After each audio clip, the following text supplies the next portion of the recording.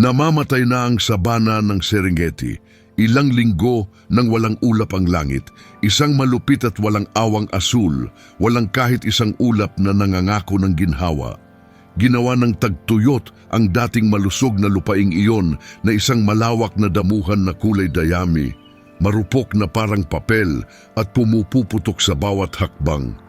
Ang mga ilog ay naging maputik na mga tubigan kung saan nag-aagawa ng mga buwaya at hipopotamo sa huling pulgada ng tubig at kumikislap sa init ang hangin, ginagawang alon-alon na ilusyon ang abot tanaw.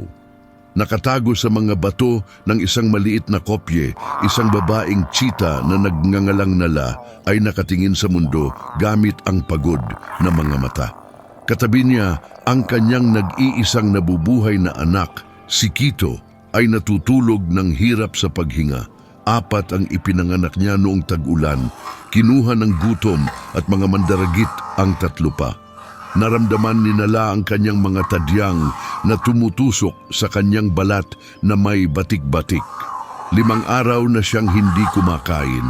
Ang huling kinain niya ay isang dikdik, masyadong maliit para talagang makapagpabusog sa kanya at matagal nang naubos ang enerhiya mula sa biktimang iyon. Alam niyang kailangan niyang kumilos na ang pananatiling nakatigil ay nangangahulugan ng tiyak na kamatayan para sa kanilang dalawa. Ngunit ang kanyang mga binti na ginawa upang maging pinakamabilis sa sabana ay nanginginig na ngayon sa kahinaan. Tumayo siya ng may pagsisikap na umubos ng lahat ng tapang na mayroon siya. Ang mga buto ng kanyang gulugod ay nakausli tulad ng isang maliit na hanay ng bundok sa ilalim ng kanyang kupas na balahibo. Tiningnan niya si Kito sa huling pagkakataon, ang kanyang munting anak na nakatingin pabalik sa kanya gamit ang malalaki at mapagkakatiwalaang mga mata at naglakad patungo sa nakakapasong kapatagan. Naglakad siya sa pakiramdam ay habang buhay. Pinupukpok ng araw ang kanyang likod at sinusunog ng uhaw ang kanyang lalamunan. Paminsan-minsan ay humihinto siya, sinisinghot ang hangin gamit ang makinis na ilong na ginawang perpekto ng ebolusyon para sa pangangaso, ngunit walang bakas ng anumang biktima. Tanging amoy ng alikabok at kamatayan lamang. Noon may isang bagay na nakuha ang kanyang pansin. Sa malayo, kalahating nakatago sa mga tuyong palumpong, isang bagay ay kumikislap sa matinding kulay kahel. Bumilis ang tibok ng puso ni Nala. Kahel, ang kulay ng namuo na dugo, ang kulay ng sariwang laman loob mula sa isang patay. Nabulag ng gutom ang kanyang pag-iisip, pinatahimik ang likas na boses na bumubulong ng pag-iingat. Lumapit siya ng paraming hakbang, binabaliwala ang kakaibang hugis ng bagay, napakalayo sa anumang nakita niya sa kalikasan. Ito ay isang lata ng pang-industriyang pintura. Inabandona doon ng isang manggagawa o iligal na itinapon mula sa isang dumadaang truck. Ang takip ay naalis na, nagiiwan ng isang matalim at basag-basag na gilid. Ipinasok ni Nala ang kanyang ilong sa loob, desperadong naghahanap ng dugo na wala naman. Sa sandaling iyon, sumaklob ang lata sa kanyang ulo tulad ng isang bitag. Ang takot ay dumaan sa kanya tulad ng isang dekuryenteng alon. Inalog niya ang kanyang ulo ng malakas, ngunit bawat galaw ay nagtutulak ng metal ng mas malalim. Ang pintura, malapot at nakakalason, ay nagsimulang dumaloy. Una ay isang patak, pagkatapos ay isang kahel na ilog na tumakbo pababa sa kanyang leeg, balikat, dibdib, ginagawang nakakatakot na maskara ang kanyang magandang balat na may batik-batik. Hindi siya makakita, hindi siya makahinga. Ang kemikal na amoy ay sumusunog sa kanyang ilong at lalamunan. Bumagsak si Nala sa lupa, gumugulong sa alikabok, kinakalmot ang lupa, naglalabas ng matitinis na tunog na hindi niya pa kailanman nagawa, mga tunog ng purong takot na pumupunit sa katahimikan ng sabana. Narinig ni Kito ang mga sigaw na iyon.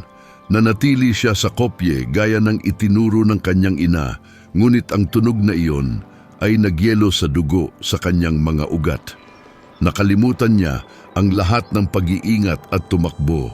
Tumakbo ng mas mabilis kaysa sa dati, nilalamon ng kanyang maliliit na paa ang distansya. Nang marating niya ang kanyang ina, biglang huminto siya. Ang nakita niya ay walang katuturan. Ang kanyang ina ay nasa lupa, ang kanyang ulo ay nakakulong sa isang kakaibang makintab na bagay. Ang kanyang katawan ay natatakpan ng isang substansya na may amoy ng kamatayan ngunit hindi dugo. Lumapit si Quito na nanginginig. Kinagat niya ang lata gamit ang kanyang mga ngipin na gatas, mahina pa, hindi pa sapat. Kinalmot niya ang metal gamit ang kanyang mga kuko. Itinulak gamit ang lahat ng bigat ng kanyang maliit na katawan. Wala, hindi gumagalaw ang lata. Ang kanyang ina ay patuloy na gumagalaw ng paraming mahina. Ang kanyang mga daing ay nagiging bulong. Tumingin si Quito sa paligid, naghahanap ng tulong at lumubog ang kanyang puso. Ilang daang metro ang layo, isang grupo ng mga hyena ang nakatingin sa kanila. Ang kanilang mga dilaw na mata ay kumikislap sa isang liwanag na agad nakilala ni Quito sa kabila ng kanyang kabataan. Gutom.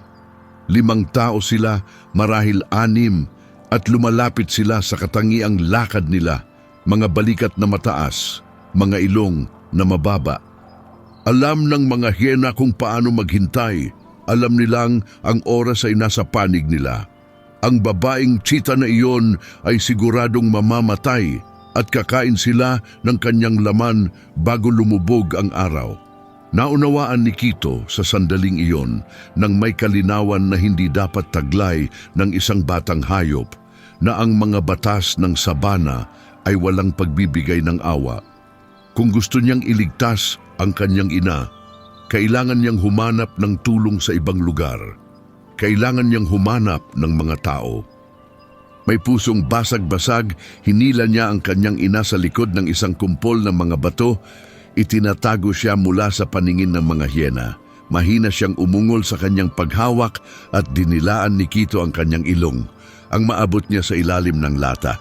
Pagkatapos ay tumalikod siya at tumakbo patungo sa bukas na kapatagan. Hindi niya alam kung saan pupunta. Alam lamang niya na kailangan niyang tumakbo. Ang unang senyales ng pag-asa ay dumating sa anyo ng isang puting sasakyan na nakaparada sa malayo. Narinig ni Quito ang mga boses ng tao, tawa, ang pag-click ng mga kamera. Isang grupo ng mga turista ang nanonood ng isang kawan ng mga elepante na mabagal na tumatawid sa kapatagan, monumental at walang pakialam sa pagdurusang nakapalibot sa kanila.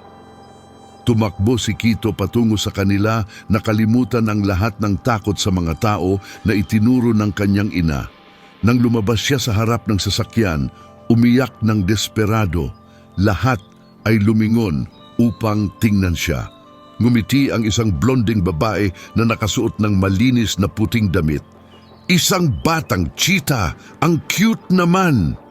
Dahan-dahan siyang lumapit, handa na ang kanyang telepono para sa isang selfie. Lumapit si Quito sa kanya, itinaas ang kanyang paa na may mantsa ng kahel na pintura sa isang kilos na tila isang pakiusap. Inilagay niya ito sa damit ng babae, nag-iiwan ng perpektong bakas sa malinis na tela. Ang ngiti ng babae ay naging isang mukha ng pagkasuklam. "Ang damit ko!" Sumigaw siya, umatras.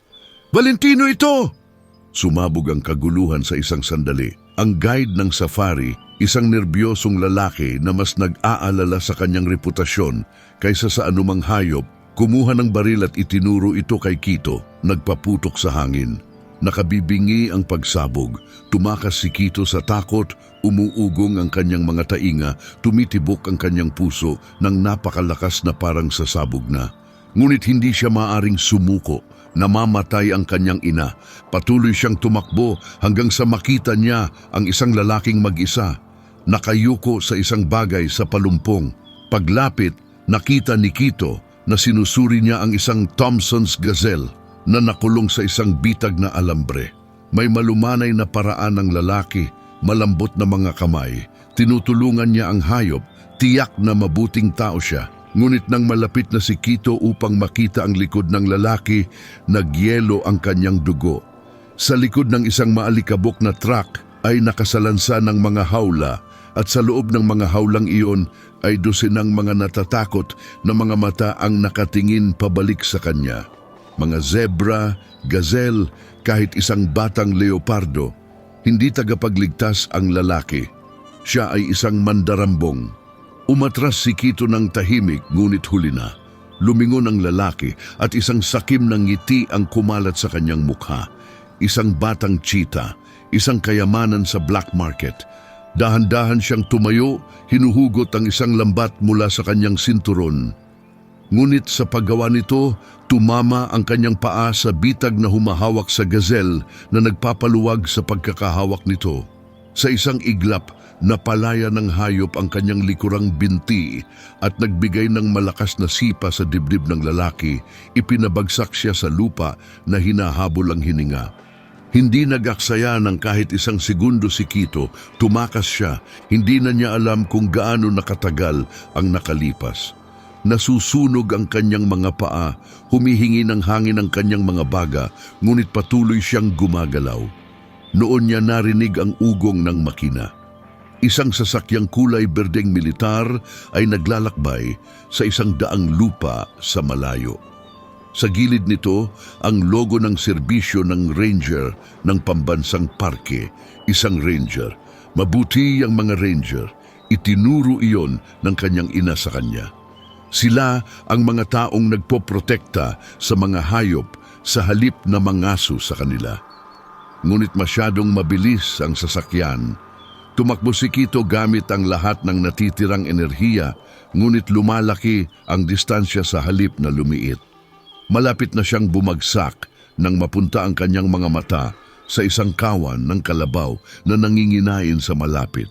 Isang desperadong ideya ang nabuo sa kanyang isip. Lumapit siya sa kawan ng maingat, pagkatapos ay huminga ng malalim at gumawa ng pinakamabangis na ungol na maaaring gawin ng kanyang maliit na boses. Hindi gaano kalaki, halos nakakatawa talaga. Ngunit kinakabahan ang mga kalabaw dahil sa tagtuyot. Ang kanilang mga nerbiyos ay nakatali ng mahigpit tulad ng mga kwerdas ng biolin. Biglang itinaas ng isang matandang lalaki ang kanyang ulo. Pagkatapos ay isa pa. Pagkatapos ay sumabog ang buong kawan sa bulag na pagtakas, daan-daang mga kuko na pumupukpok sa lupa sa isang kumukulog na ingay. Isang masa ng kalamnan at sungay na patungo mismo sa sasakyan ng ranger. Si Jabari, ang ranger sa manibela, nakita ang buhay na pader na iyon na paparating sa kanya at sa isang sandali huminto ang kanyang puso. Sa 15 taon ng serbisyo ay hindi pa siya nakakita ng ganito. Pinindot niya ang preno ng buong lakas, naramdaman ang mga gulong na sumasagitsit sa tuyong lupa, ngunit hindi sapat. Tinangay siya ng mga kalabaw tulad ng isang ilog sa pagbaha. Ang sasakyan ay umugoy, umungol, nadurog sa ilalim ng mga salpok. Si Jabari ay nagkulong sa upuan, pinoprotektahan ng kanyang ulo, habang ang mundo sa paligid niya ay naging impyerno ng metalikong ingay at pag-ungol. Pagkatapos, biglaan katahimikan. Itinaas ni Jabari ang kanyang ulo, nanginginig. Sa pamamagitan ng basag na windshield, nakita niya ang mga anino ng mga kalabaw na umaalis patungo sa abot tanaw. Maingat, binuksan niya ang nakapiklat na pinto at lumabas sa nasirang sasakyan. Punit-punit na gulong, baluktot na hood, hindi na mapapaayos ang jeep. Noon niya narinig ang isang tunog na umiyak mula sa ilalim ng chassis. Yumuko siya at 2 gintong mata ang nakatingin pabalik sa kanya mula sa mga anino. Isang batang cheetah ang lumabas mula sa kanyang pansamantalang kublihan. Umiyak ng pinipilit, halos nagmamakaawa. Agad napansin ni Jabari ang kahel na mantsa sa harapang paa ng bata. Pintura. Hindi ito natural, may mali. Tumingin siya sa mga mata ng bata at nakita ang isang bagay na sa lahat ng kanyang mga taon sa sabana, hindi niya kailanman nakita ng ganito kalinaw sa isang hayop na napakabata. Desperasyon at determinasyon. Tutulungan kita, bulong ni Jabari, kinuha ang kanyang emergency backpack. Tara na. Nagsimula silang maglakad sa ilalim ng walang awang araw, ang bata sa harap na lumingon paminsan-minsan upang tiyaking sumusunod ang tao.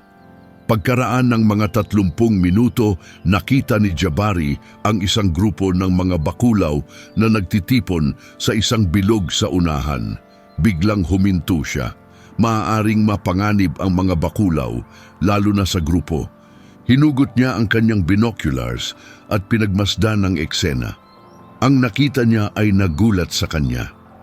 Isang batang bakulaw ang nakulong sa lambat ng isang mandarambong at ang ibang matatanda ay desperadong sinusubukang palayain ito. Hinihila at kinakagat ang matibay na lambat ng walang tagumpay. Napaisip ng malalim si Jabari. Sa harap niya ay isang imposibleng pagpili. Ngunit hindi talaga pagpili. Parehong ang batang cheetah na nanginginig sa kanyang tabi at ang batang bakulaw na nagpupumiglas sa malupit na lambat na iyon ay mahalagang mga buhay. At sa kanyang puso, alam niya na parehong karapat-dapat na mailigtas. Maraming aral ang itinuro sa kanya ng sabana sa mga nakaraang taon, ngunit marahil ang pinakamahalaga ay ito. Ang pagkamaawain ay hindi maaring bigyan ng limitasyon. Huminga siya ng dahan-dahan at nagsimulang lumapit sa grupo ng mga bakulaw. Agaran ang reaksyon.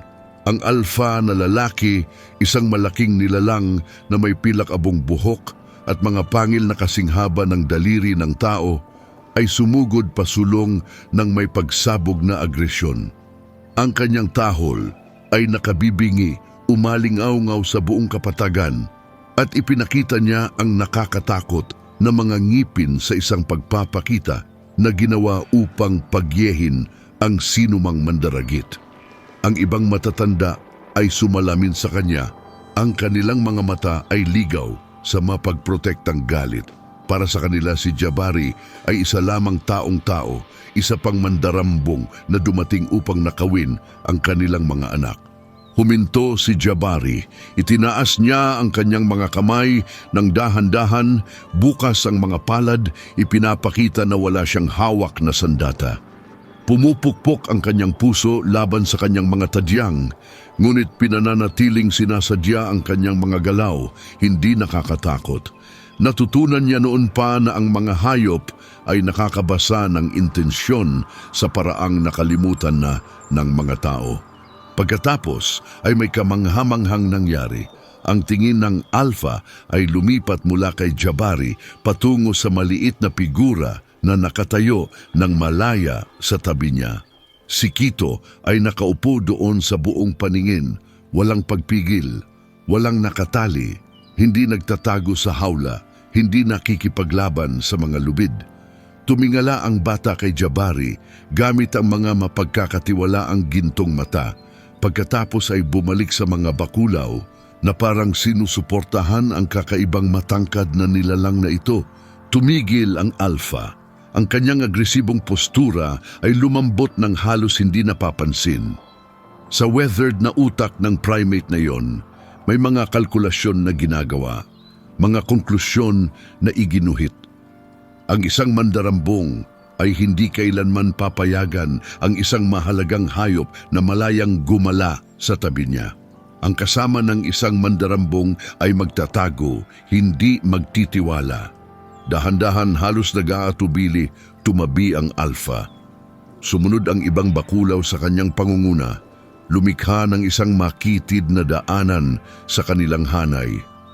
Naglakad si Jabari pasulong ng may maingat na mga hakbang, lubos na nakakaalam sa dosenang mga mata na sinusubaybayan ang bawat galaw niya. Isang maling kilos, isang biglang galaw, at ang makapangyarihang mga panga ay nasa kanyang leeg na. Lumuhod siya sa tabi ng nakulong na sanggol. Ang mga mata ng maliit na bakulaw ay napakalaki sa takot. Ang maliit nitong dibdib ay mabilis na pumupintig. Ang lambat ay humihiwa sa malambot nitong balat, nag-iiwan ng manipis na linya ng dugo. Hinugot ni Jabari ang kanyang kutsilyo at ang grupo ay kitang-kitang nanigas, ngunit itinaas ng Alpha ang kamay at nanatili sila sa kanilang kinatatayuan. Sa katumpakan ng isang siruhano, pinutol ni Jabari ang lambat, hibla sa bawat hibla, maingat na hindi masugatan ang balat ng sanggol. Sa wakas, nahulog ang huling sinulid. Maingat niyang itinaas ang nanginginig na sanggol. Inakap ito sa kanyang dibdib sa isang sandali. Naramdaman ang mabilis na tibok ng puso nito laban sa kanyang palad. Pagkatapos ay humarap siya at iniabot ang kanyang mga braso sa Alpha. Dahan-dahang lumapit ang malaking bakulaw. Sa mahabang sandali, tinitigan lamang niya si Jabari. Ang mga sinaunang matang iyon ay tila tumitingin direkta sa kanyang kaluluwa. Pagkatapos ay inabot niya ng may nakakagulat na kahinahunan at kinuha ang sanggol mula sa mga kamay ni Jabari. Agad na kumapit ang sanggol sa dibdib ng pinuno. Ibinaon ang mukha nito sa balahibo niya. Tiningnan ng Alpha si Jabari sa huling pagkakataon. Walang mga salita, siyempre, hindi maaaring magkaroon, ngunit isusumpa ni Jabari hanggang sa kanyang huling araw na nakita niya ang pasasalamat sa malalim na kayumangging mga mata. May dumaan sa pagitan nila sa sandaling iyon, isang bagay na lumampas sa mga hangganan sa pagitan ng mga uri. Pagkatapos ay tumalikod ang Alpha at umungol ng isang utos. Ang grupo ay pumila sa paligid niya at sa loob ng ilang segundo ay nawala sila sa ginintuang damo, nag-iiwan lamang ng bulong ng kanilang pagdaan. Nakatayo si Jabari nang hindi gumagalaw sa mahabang sandali. Ang kanyang puso ay kakaibang puno. Pagkatapos ay naramdaman niya ang isang maliit na ulo na tumama sa kanyang binti. Nakatingin sa kanya si Quito ng apurahan. Ipinapaalala sa kanya na malayo pa sa katapusan ng kanilang misyon. Tumango si Jabari at isinuot ang kanyang bag sa balikat. Hanapin natin ang iyong ina. Ipinagpatuloy nila ang kanilang paglalakbay sa nasunog na tanawin. Si Quito ang nangunguna na may tumpak na direksyon na halos supernatural. Tatakbo ang bata sa unahan, pagkatapos ay hihinto at lilingon. Naghihintay na maabutan ng mas mabagal na tao bago muling lumulundagan pasulong. Namangha si Jabari sa determinasyon sa maliit na katawan na iyon. Ang pagtangging sumuko sa pagkapagod o kawalan ng pag-asa. Mga 20 minuto na silang naglalakad nang maramdaman ni Jabari na may nagbago. Ang hangin ay naging mas mabigat, puno ng tensyon na hindi niya matukoy. Tumayo ang mga buhok sa likod ng kanyang leeg.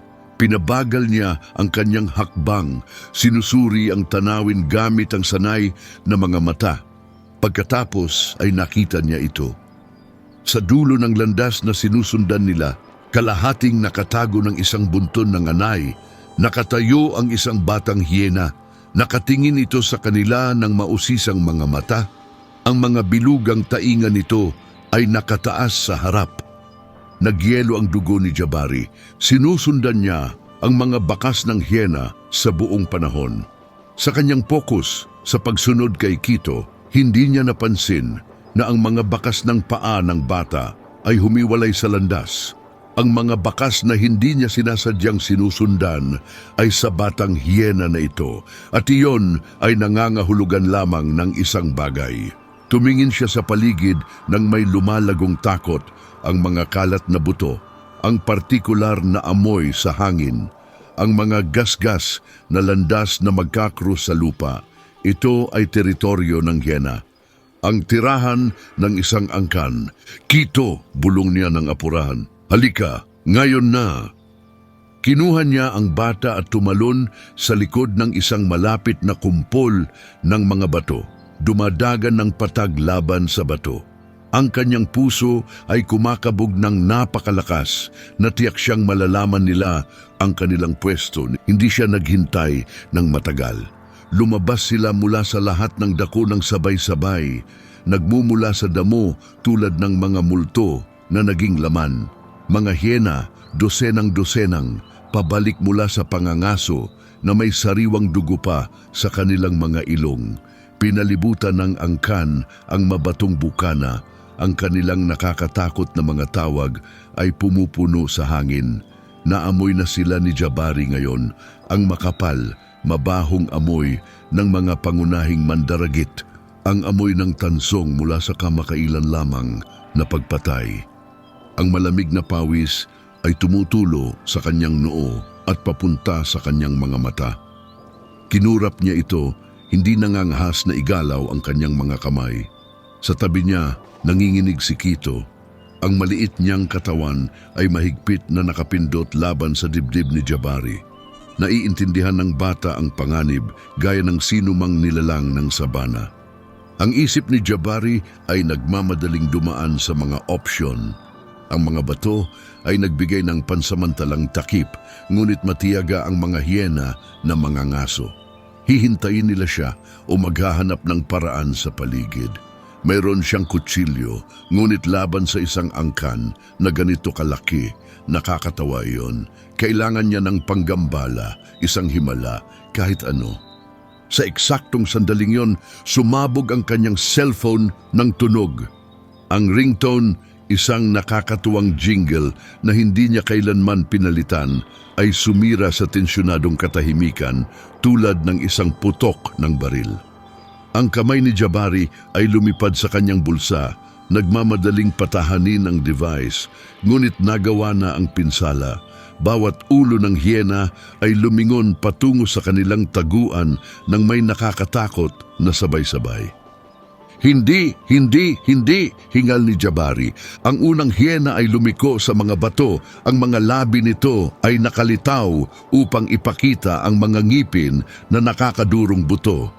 Pagkatapos ay lumitaw ang isa pa at isa pa. Ang kanilang mga ungol ay bumuo ng tuloy-tuloy na dagundong tulad ng malayong kulog na hindi humihinto. Iisa na lamang ang direksyon na matitira, pataas. Umakyat si Jabari sa mga bato. Hinihila si Quito kasama niya, umakyat hanggang marating nila ang pinakamataas na punto ng bukana. Ang tanawin mula sa itaas ay kahit papaano ay mas nakakatakot pa kaysa sa kanyang iniisip. Ang mga hyena ay umiinog sa ibaba sa papaliit na bilog. Ang kanilang mga mata ay kumikislap sa mandaragit na pasensya. Ang ilan ay nagsimulang sumubok sa mga bato, naghahanap ng mga paraan upang umakyat. Hinawakan ni Jabari si Quito laban sa kanyang dibdib at ipikit ang kanyang mga mata. Naisip niya ang kanyang anak na babae, 7 taong gulang lamang, naghihintay sa kanya sa bahay. Naisip niya ang kanyang asawa na ilang beses nang nakiusap sa kanya na kumuha ng mas ligtas na trabaho. Naisip niya ang lahat ng hayop na iniligtas niya sa mga nakaraang taon. At nagtaka kung naaalala ba siya ng sinuman sa kanila gaya ng pagkakatanda niya sa kanila. Pasensya na, bulong niya kay Quito. Pasensya na talaga. Mahinang umiyak ang bata, ipikit ni Jabari ang kanyang mga mata at hinintay ang katapusan. Pagkatapos ay sumabog ang mundo. Isang tunog na hindi katulad ng anumang narinig niya kailanman, isang koro ng mga tahol at mga sigaw ng labanan ay gumulong sa kapatagan tulad ng isang alon. Nabuksan ang mga mata ni Jabari. Dosenang madidilim na anyo ang tumatakbo patungo sa kanila, tumataas ang mga ulap ng alikabok na gumigintong sa hapon na liwanag. Mga bakulaw, isang hukbo ng mga bakulaw. Tinamaan nila ang angkan ng hyena tulad ng isang pandurog. Pinangunahan ng alpha na lalaki ang paglusob, ang kanyang pilak na buhok ay lumilipad sa likod niya, ang mga nakakatakot na pangil ay nakalitaw sa matuwid na galit. Sa likod niya ay dumating ang mga mandirigma, mga babae kahit mga bata. Ang buong grupo ay nagkakaisa sa isang nakawasak na pagsalakay. Ang mga hyena ay nabigla ng tuluyan. Nasanay sila sa pagiging mga ngaso, hindi ang pinangangasuhan.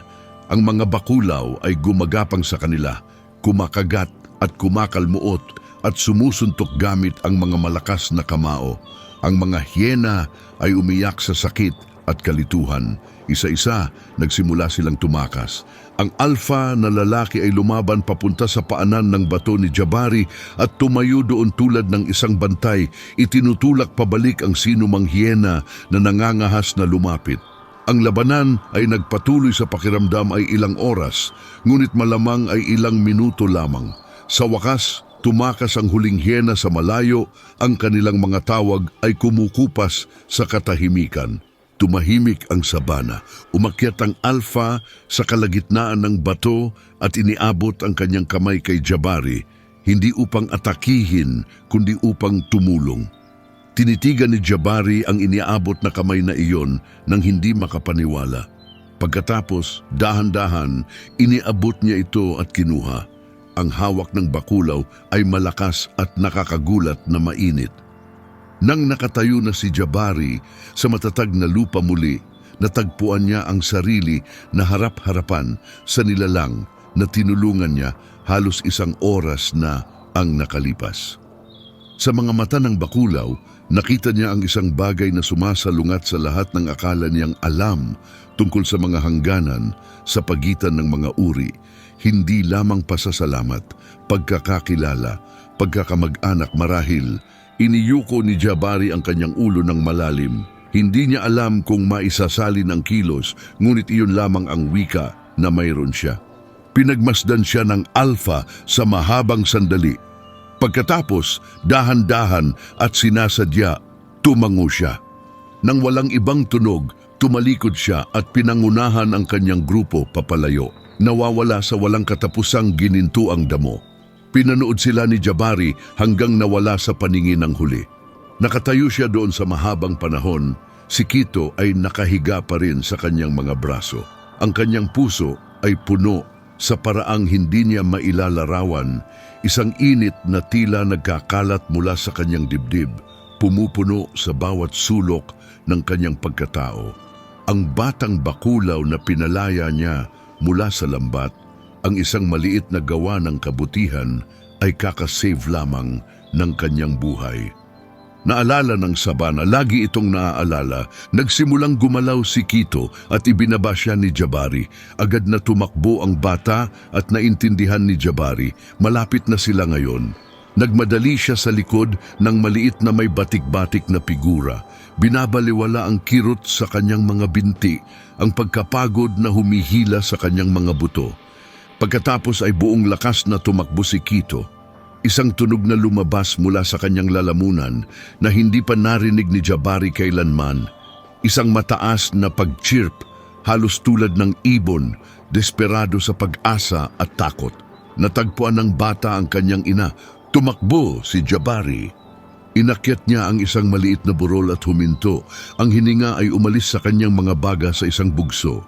Ang inang cheetah ay nakahiga sa lupa sa likod ng isang kumpol ng mga bato. Ang lata ng pintura ay nakakapit pa rin sa kanyang ulo tulad ng isang kagamitan sa pagpapahirap sa panahon ng Edad Medya. Ang buong katawan niya ay natatakpan ng tuyong kahel na pintura na nabasag at nabalatan habang natutuyo, na nagbibigay sa kanya ng hitsura ng isang nakakatakot na nilalang mula sa isang bangungot. Ang lupa sa paligid niya ay may parehong kasuklam-suklam na kahel na mantsa. Halos hindi na siya humihinga. Sa 15 taon bilang isang ranger, marami nang nakita si Jabari. Hinila niya ang mga zebra mula sa mga butas ng putik, ginamot ang mga leon na nasugatan ng mga bitag ng mga mandarambong, tinulungan ang mga elepante na ang mga pangil ay pinutol ng mga mangangaso ng garing. Ngunit ito, ang walang ingat na kalupitan na ipinanganak ng kapabayaan ng tao ay tila mas kasuklam-suklam kaysa sa anuman dito. Agad siyang nagtawag sa headquarters sa radyo, humiling ng suporta ng veterinaryo at ibinigay ang kanyang coordinates. Pagkatapos ay lumuhod siya sa tabi ng namamatay na cheetah at sinuri ang lata ng pintura. Ang sitwasyon ay mas masahol pa sa kanyang kinatatakutan. Ang takip ay tinanggal gamit ang isang bastos na kasangkapan, nagiiwan ng gilid na parang serrated na kutsilyo. Ang pagtatangkang hilahin ang lata ay hihiwa sa mukha ng cheetah. Ang tanging opsyon ay putulin ang metal ng manu-mano. Hinugot ni Jabari ang metal shears mula sa kanyang bag. Nanginginig ang kanyang mga kamay. Pinilit niyang huminga ng 3 beses ng malalim upang mahanap ang katahimikan sa gitna ng kanyang pagkatao. Pagkatapos ay maingat niyang ipinasok ang shears sa isang maliit na puwang malapit sa ibaba ng lata at nagsimulang pumutuol. Mas makapal ang metal kaysa sa inaasahan niya. Bawat piga ng mga hawakan ay nangangailangan ng lahat ng kanyang lakas. Ang pawis ay tumutulo mula sa kanyang noo, papunta sa kanyang mga kamay. Ginagawa silang madulas. Huminto siya, pinunasan ang mga ito sa kanyang damit at nagpatuloy. Ang paghinga ng inang cheetah ay napakababaw kaya hindi niya masabi kung buhay pa siya. Sa wakas na kumpleto ng shears ang bilog, ang lata ay nahati na may daing ng nagpoprotestang metal. Itinaas ni Jabari ang 2 kalahati at nahayag ang mukha ni Nala. Nakapikit ang kanyang mga mata, ang kanyang ilong ay may mansa ng kahel at may guhit ng dugo mula sa dosenang maliliit na sugat. Kinuha ni Jabari ang kanyang bote ng tubig at maingat na hinugasan ng pintura, nilinis ang kanyang mga butas ng ilong, ang kanyang bibig, ang kanyang mga mata. Pagkatapos ay itinaas niya ang kanyang ulo at itinapat ang bote sa kanyang mga labi. Sa nakakatakot na sandali, walang nangyari. Pagkatapos ay gumalaw ang kanyang lalamunan. Lumunok siya, lumunok muli. Nagmadali si Quito pasulong at dumagan sa dibdib ng kanyang ina, nag-chirp ng mabilis. Bumuka ang mga mata ni Nala, maulap sa una, hindi nakapokus. Pagkatapos ay natagpuan ang kanyang anak. Isang tunog ang lumabas mula sa kaibuturan ng kanyang lalamunan, isang bagay sa pagitan ng isang pur at isang daing, at nagsimula siyang dilaan siya ng mahaba at mahinang dila. Umupo si Jabari sa kanyang mga sakong at pinanood sila, nag-aalab ang kanyang mga mata. Wala silang ginawang masama. Sinusubukan lamang nilang mabuhay sa isang mundo na ginagawang mas hostile ng mga tao. Ang lata ng pintura, walang ingat na itinapon, ay maaring pumatay sa kanilang dalawa. Isang tunog ang pumutol sa sandali, isang malalim at tumatawag na chirp mula sa silangan. Tumingala si Jabari. Ang kanyang kamay ay likas na gumagalaw sa kanyang kutsilyo. Isang cheetah ang lumalapit, isang lalaki, mas malaki kaysa kay Nala. Ang kanyang malakas na katawan ay gumagalaw ng may likidong grasya sa sabana. Sa likod niya ay 2 pa, ang kanyang mga kapatid, hinula ni Jabari, isang koalisyon ng mga lalaki. Ang kanilang mga mata ay nakapako sa eksena sa harap nila na may hindi maipagkamalang galit. Hindi nila nakita ang isang tagapagligtas. Nakita nila ang isang tao na nakayuko sa kanilang nasugatan na asawa, ang kanilang kamag-anak. Nakita nila ang parehong uri na naglalagay ng mga bitag at nagpapaputok ng mga baril at nagtatapon ng lason sa kanilang teritoryo. Nagyelo si Jabari, ang kanyang kutsilyo ay walang silbi. Ang pagtakbo ay pagpapakamatay. Hindi siya makapaliwanag, hindi niya sila mapapaintindi. Maaari lamang siyang maghintay. Ang mga lalaki ay tumakbo, ang kanilang mga katawan ay umaabot sa katangiang sprint ng cheetah, nilalamon ang distansya ng nakakatakot na bilis. Naghanda si Jabari, pagkatapos ay tumayo si Nala. Hindi siya dapat makatayo, naisip ni Jabari. Mahina siya mula sa ilang araw na walang pagkain, nanginginig pa rin mula sa kanyang pagdurusa. Ngunit tumayo siya, inilagay ang sarili ng direkta sa pagitan ni Jabari at ng paparating na mga lalaki at naglabas ng tunog na nagpahinto sa kanila, isang mahaba at mababang tawag na tila may kahulugan na lampas sa anumang maaaring bigyang kahulugan ni Jabari. Ang mga lalaki ay huminto ng biglaan, ilang metro lamang ang layo. Ang pinakamalaki, ang nangunguna, ay nakatingin kay Nala na maaari lamang ilarawan bilang pagkalito. Bakit niya pinoprotektahan ang taong ito? Isang tensyonadong katahimikan ang bumaba sa eksena. Walang gumalaw, kahit ang hangin ay tila huminto sa paghinga. Pagkatapos ay humiwalay si Quito sa kanyang ina at tumakbo patungo sa lalaking pinuno. Tumalon siya, diniina ng kanyang maliit na katawan laban sa malakas na dibdib na iyon. Nag-chirp ng desperadong pagbati ng isang anak na nagsama muli sa kanyang ama. Agad na nagbago ang ugali ng lalaki. Nagsimula siyang dilaan ng mukha ni Quito, ang kanyang mga tainga, ang kanyang leeg, gumagawa ng malambot na mga tunog ng koneksyon.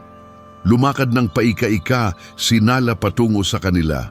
Sinalubong siya ng lalaking pinuno sa kalagitnaan at nagdikit ang kanilang mga ilong, nagkuskos ng mga pisngi, nagbalot ng kanilang mga leeg sa isang yakap na hindi nangangailangan ng pagsasalin.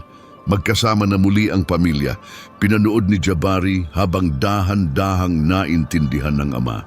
Bumalik siya mula sa isang mahabang paglalakbay sa pangangaso, marahil sumusunod sa mga ulan kung saan mas marami ang mga biktima. Bumalik siya na may pagkain para sa kanyang pamilya para lamang makita ang kanyang asawa na nasugatan at namamatay at ang taong ito ay nagbabantay sa kanya. Ang lalaking cheetah ay humarap kay Jabari. Sa mahabang sandali, nagtatama ang kanilang mga mata. Pagkatapos ay ibinaba ng malaking pusa ang kanyang ulo sa kung ano lamang mabibigyang kahulugan ni Jabari bilang pagkilala. Marahil pasasalamat pa. Ang koalisyon ay nagtipon sa paligid ni Nala at Quito, bumubuo ng isang proteksyong bilog. Dahan-dahan, sa tulong ng lalaking pinuno upang suportahan ang kanyang mahinang asawa, nagsimula silang lumayo patungo sa malalayong burol kung saan alam ni Jabari na may tubig, silungan, kaligtasan. Pinanood sila ni Jabari hanggang nawala sila sa paningin, 3 gintong anyo at isang maliit, kumukupas sa walang katapusang ginto ng damo ng sabana. Nakatayo siya doon sa mahabang panahon, ang kanyang puso ay mabigat sa mga emosyon na hindi niya mapangalanan. Pagkakasala marahil sa pagkakabilang sa uri na nagdulot ng ganitong pagdurusa. Ngunit pati na rin ang isang bagay na tulad ng pag-asa na posible ang pag-unawa na maaaring bawiin ang pinsala na hindi pa huli ang lahat. Gumawa siya ng pangako sa kanyang sarili, nakatayo doon sa kumukupas na liwanag ng hapon ng Afrika. 2 linggo ang lumipas, inilunsad ni Jabari ang Serengeti Clean Initiative. Sa suporta mula sa kanyang istasyon ng Ranger at mga donasyon mula sa buong mundo, siya at ang kanyang koponan ay nagsimulang sistematikong tanggalin ang mga basura ng tao mula sa sabana, mga lata ng pintura at mga plastik na bote, mga bitag na alambre at mga inabandonang sasakyan, lahat ng walang ingat na kalat ng presensya ng tao. Mabagal ang trabaho. Tatagal ng mga taon, marahil mga dekada, ngunit bawat piraso ng basura na tinanggal nila ay isang bitag na mas kaunti na naghihintay sa isang inosenteng nilalang, isang mas kaunting sentensya ng kamatayan na nagbabalat kayo bilang basura. At minsan, kapag nagtatrabaho si Jabari sa mga silangang sektor malapit sa mga kopjes, makakakita siya ng isang batik-batik na anyo na nanonood mula sa malayo, isang inang cheetah, isang anak, at minsan ay isang malakas na lalaki na nagbabantay. Hindi sila lumalapit kailanman at hindi rin sinubukan ni Jabari na lumapit. Ngunit gusto niyang isipin na naaalala nila. Gusto niyang isipin na naaalala din ng sabana.